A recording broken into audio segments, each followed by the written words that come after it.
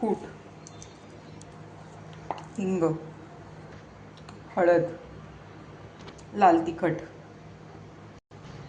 गोडा मसाला, धणेपूड, जिरेपूड, चवीनुसार मीठ, अगदी थोडासा किचन किंग मसाला, कढीपत्ता, कोथिंबीर. हे आता मिक्स करून घेऊयात. हे मी पाणी टाकून मिक्स करून घेणार आहे. तुम्हाला हवं असल्यास तुम्ही तेल टाकून मिक्स करून घ्या. इथे दोडका जो आहे तो चिरून घेतलेला आहे, साळून मग चिरून ठेवलेला आहे. मसाला 10 मिनिटं मुरून घेऊ. मसाला छान मुरलाय. आता आपण हे भरून घेऊयात सगळ्या दोडक्यांमध्ये. तेल मुद्दाम आपण टाकलेलं नाहीये मसाला मिक्स करताना, कारण आपण फोडणीत घालणार आहे आणि शेंगदाण्याचा कूट आहे, तर दाण्याच्या कुठामुळे भाजीला तेल छान सुटणार आहे. तर अशा पद्धतीने आपण सगळे दोडका भरून घेऊया.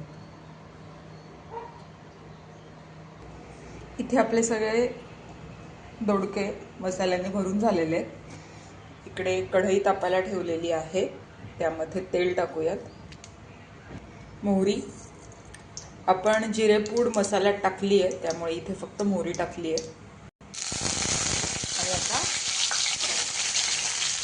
भरलेले दोडके टाकूयात. गॅस थोडा मोठा करून छान परतून घेऊयात.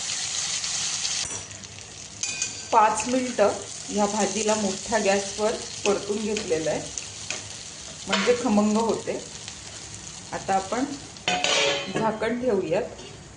गॅस थोडा बारीक करूयात आणि वाफेसाठी झाकणीवरती आपण पाणी टाकूयात, म्हणजे त्या पाण्याची खाली वाफ होईल आणि खाली वाफेच्या पाण्यात आपला दोडका शिजून निघेल.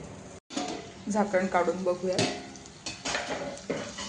आता आपण हे दाण्याचं कूट टाकलेला होता, त्यामुळे भाजीला तेल सुटलेलं आहे. ही आपली दोडक्याची भरली दोडकी मस्त तयार आहे. नक्की करून बघा भरल्या दोडक्याची भाजी.